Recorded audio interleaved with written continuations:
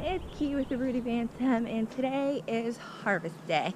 So I've got 3 Cornish cross that I'm going to harvest.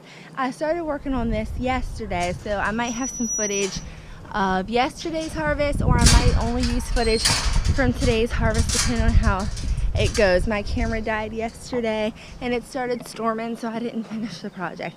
Here's the last 3 birds that we have to butcher. Save my biggest guy for last. And there's a 3rd big one. Maybe. Ah, there she is. And we're gonna get started. I'll show you my setup.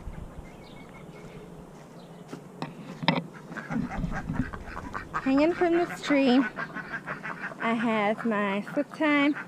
I go ahead and dispatch them and behead them here, and then I'm gonna do all 3. I'm gonna take them over there, dip them and pluck them, and then I'll butcher them one at a time, and I'll show you my setup over there as well. As I mentioned yesterday, but I'm gonna go ahead and mention it again in case I don't use yesterday's footage. I know that there will be controversy. I know not everybody eats meat and thinks this is okay. And there's some people who eat meat who don't want to think about where their food comes and think this is not okay. And I just want you to know that from where we stand, we try to raise our animals as humanely and as happily and healthily as possible. They have enjoyed their life so far. I promised, as I said and mentioned from that Justin Rhodes video, that they would only have 1 bad day. I do try to end their suffering as quickly as possible. I make sure that I do it as quickly and as comfortably for them as possible. And not just to help me sleep better at night or to look good, but because I know that's what's best for the animal. I did a lot of research to find out the best way to dispatch them, and I just wanted everybody to know that I am following all those guidelines, because not just for my happiness and well-being, but for the happiness and well-being of the animals. It's important to me personally that I pray before I do this, and that I talk with the animals to let them know that I appreciate their sacrifice and that it will not be wasted. We will use as much of them as we can and put the energy that they give us into doing something to better their species or to make their life better, and I mean that. And so it's important for me to let you know that. Obviously it's not part of the process, you don't have to do it, but it does mean a lot to me to let these animals know that they're not going in vain. So I'm gonna set the camera up and grab the first chicken, figure out when my goats are hollering, and I'll be right back.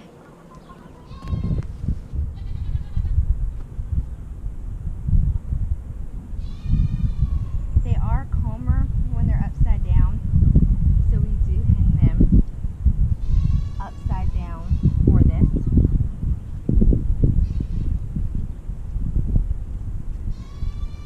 I use my kitchen shears. They're very sharp because I find that the best way to dispatch them is to make a slit on both sides of their neck to let them bleed out and pass out. And if you do it this way, it cuts both sides at the same time, and then you can go ahead and remove their head. There will be muscle contractions and neurospasms afterwards. There will be a lot of flapping even if the animal has already passed, and if you don't want to see that, I would fast forward past this part. And I'll put down in the description below where you can pick up if you just want to see how to pluck and eviscerate without having to watch dispatching, in case I decide to put this in. I haven't actually decided whether or not I'm going to put the death of the animal in the video. Here we go.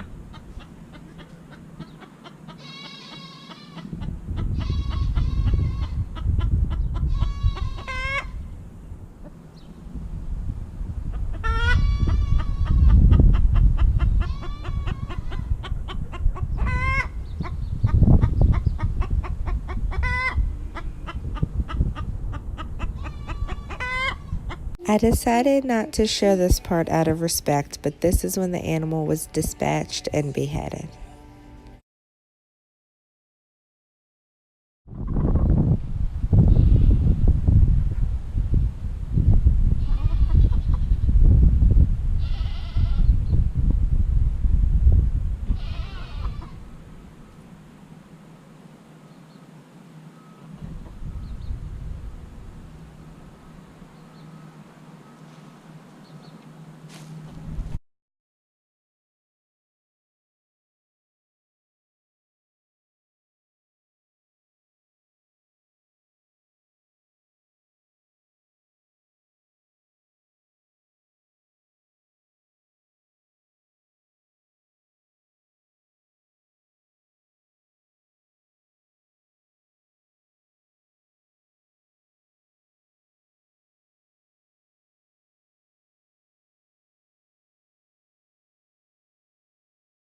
all 3 of the birds have now been dispatched and they have also been beheaded, and it's time to dip them, pluck them, and go ahead and eviscerate them. So here's my setup.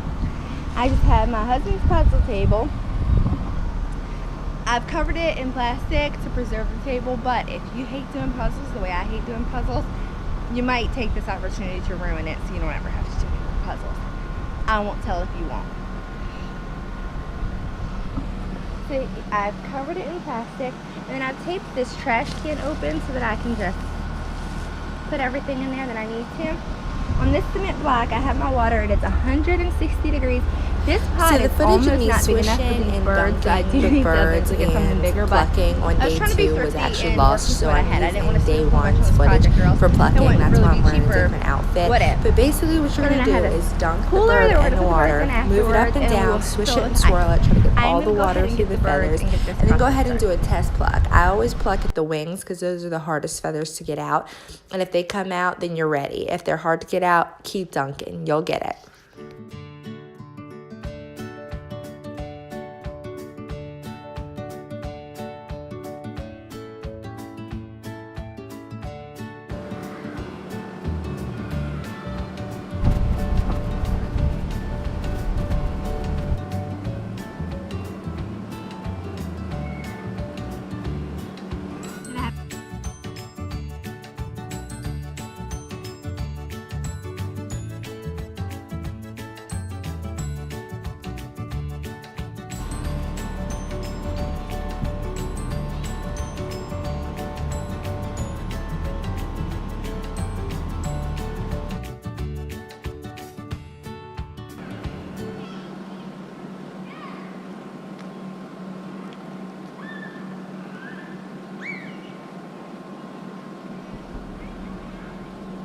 No, sir.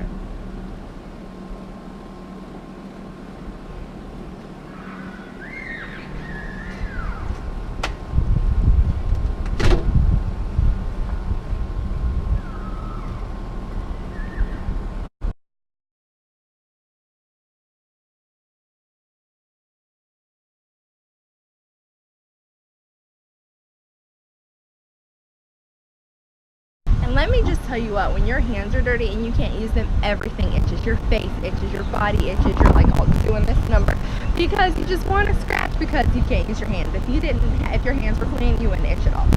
So I am going to go ahead and start with the first chicken that I plucked. And the tools that I use are a like a hunting knife. It's a wild fish. I'll put a link in either the blog or down below to where you can get this one. I do not use this one for actually dispatching the animal because I don't like to do it, but this works really well to do the butchering. And I also use the kitchen shears. So I've got all 3 birds dispatched, decapitated, dipped and defeathered for the first round. When I go in the house, I go ahead and pull out all the pin feathers, but I just take off the main feathers so I can go ahead and butcher them. But it's just so hot out here to sit and pick each individual pin feather would be miserable. So this is the level we have them to right now. They've been rinsed. The table's been rinsed down for the most part. Clean cut. And I save these for Rhaegar. I just throw away. I'll show you again. Mine where it bends.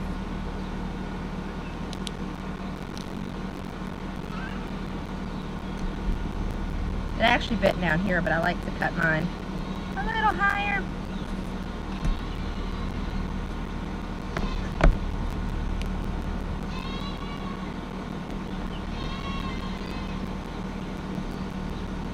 Not that high.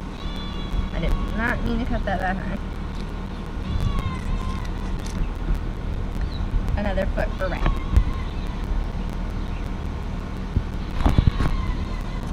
And when I'm done with this, I just put all the feet in a freezer bag and pop them in the freezer and give them to him as a treat, as well as the other innards that I save. Rhaegar eats this for breakfast and lunch. Hoping this is a good angle. First thing I'm going to do is remove the feet. I put them over on their chest, or on their back with their chest up. start working on the neck.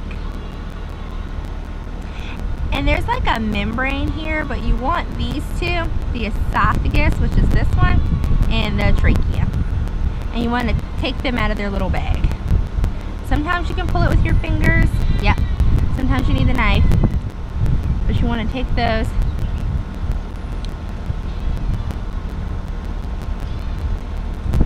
out. You just have to tear inside and around the neck so that when you pull everything out, hopefully they come out too. The crop is in there, which holds all the food. You want to try not to nick it, but you want it to come out. And that is attached to the esophagus, which is this one. The one that looks really weird and wonky is the trachea.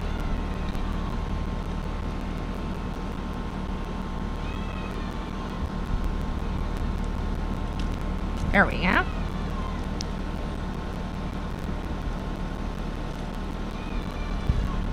And there they are. Wait, one more. Gotta get my trachea. There it is.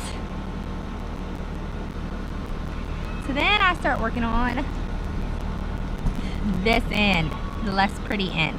And you're gonna wanna make a tear right in here to get the innards out without nicking the intestines. But I like to start on the top side, cutting off this little oil gland. And this will help you later when you are removing that. You want to cut to the bone, but you do not want to cut the intestines. So just want to cut around the side, both sides.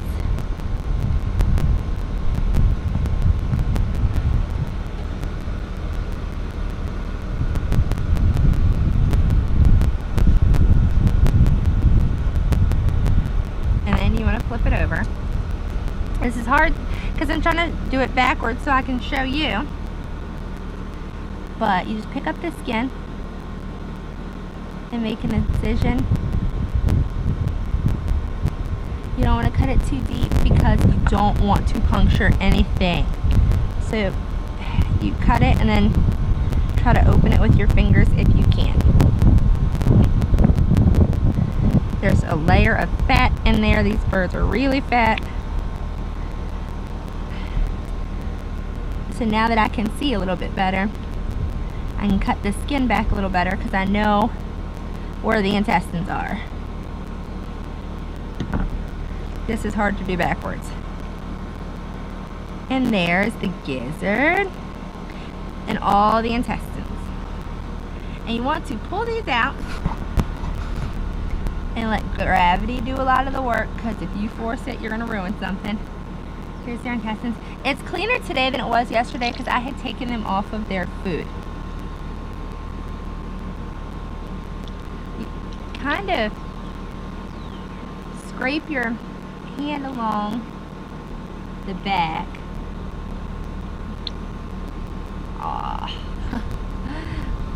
And pull everything out, and it should all be connected and come out together.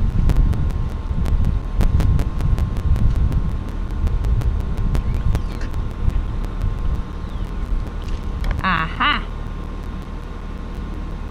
That's lovely. Just pull everything from the top. Oh! And there went my esophagus.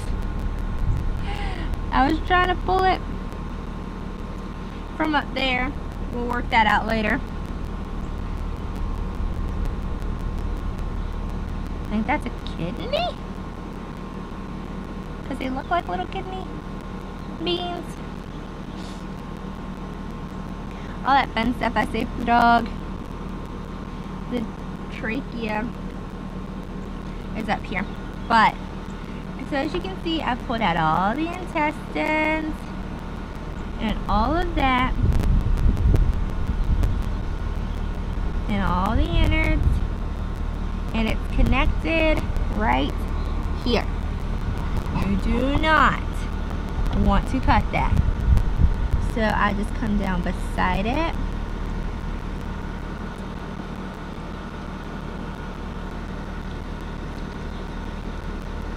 on that side and beside it on that side.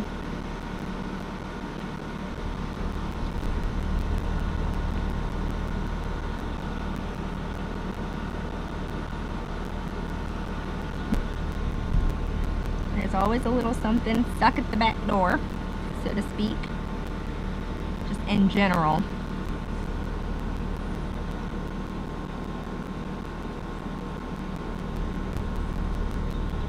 But you want to go ahead and cut that off.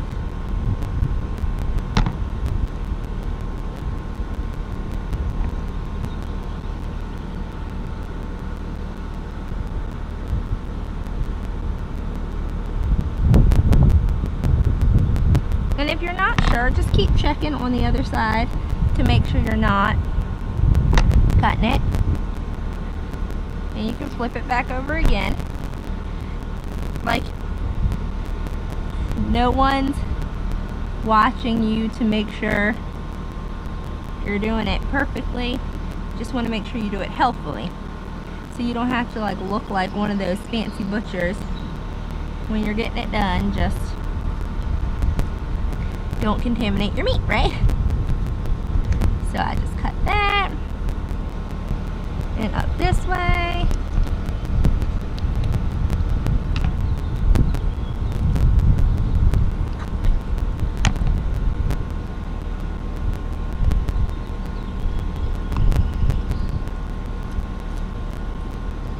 And aha, last little piece. Got it off. And now your chicken is cleaned out for the most part. So now you have all these innards. What are you gonna do with them? Let me show you. Get those out of the way. My hands stink. Okay, let me rinse real quick.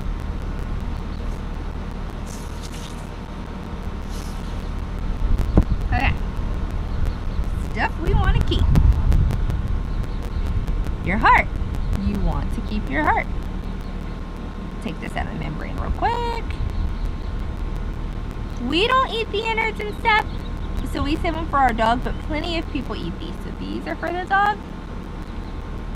Your liver is here. Do not nick this gallbladder. It's a bizarre color green. You do not want to nick it. It will contaminate your whole meal. So you cut back from it. It's okay to leave a little liver behind.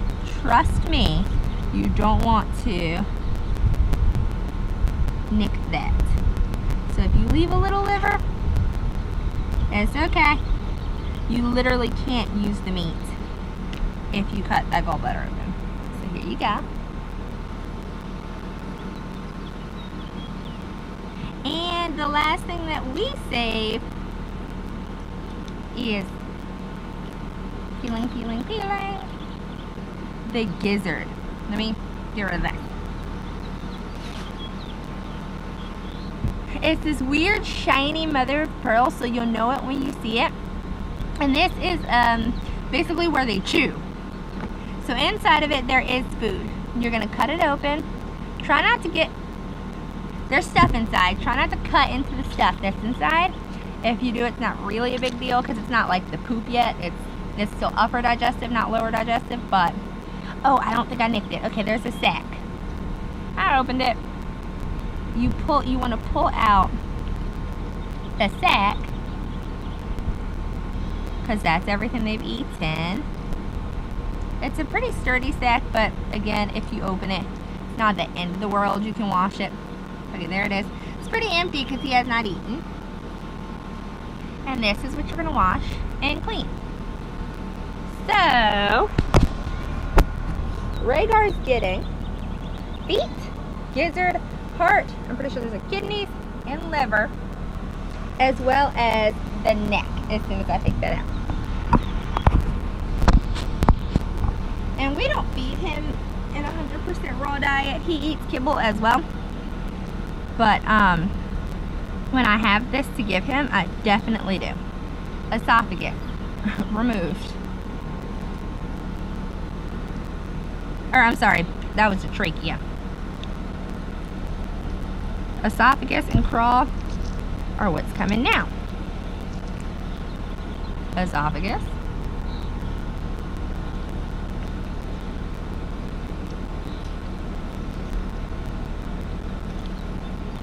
Crap.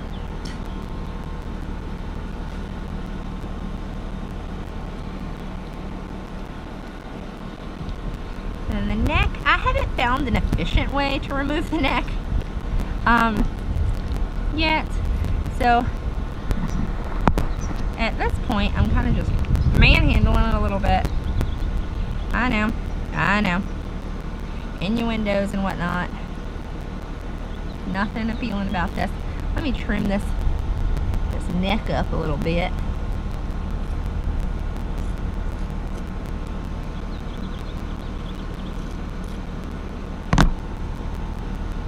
And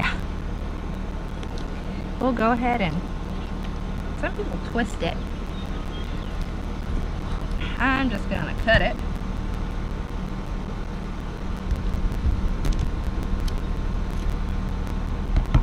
And the neck. So that's a little buffet for Rhaegar.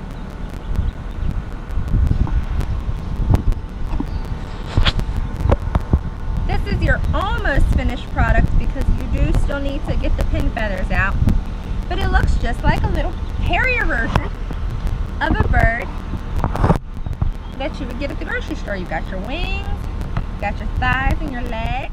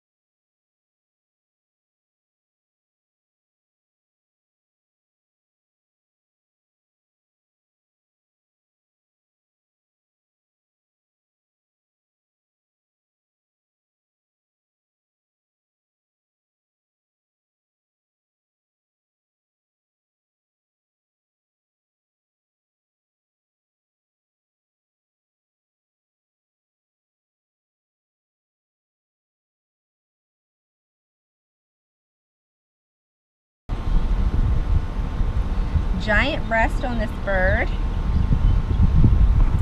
and that's, you know, what you got. You can go ahead and trim up. If you're not into the extra skin, doesn't much matter, especially if you like skin, but trim the extra skin off.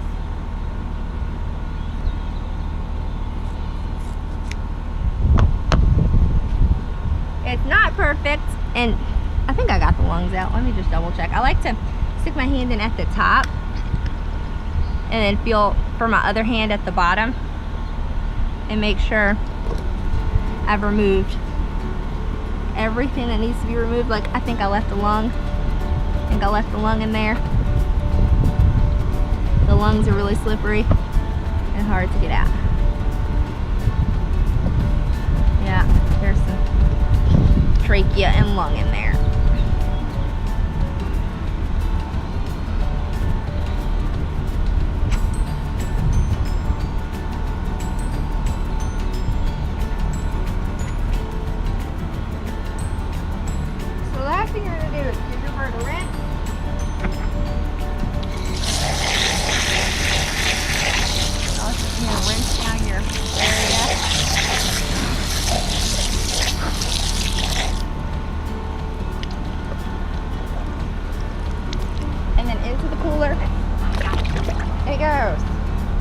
Along with the stuff that we're saving for Ray. Not the feet. The feet are kind of dirty, so I washed it separately. But everything that could be eaten goes in there. So thank you so much for watching. If you like this video, give it a thumbs up, subscribe to my channel, and as always,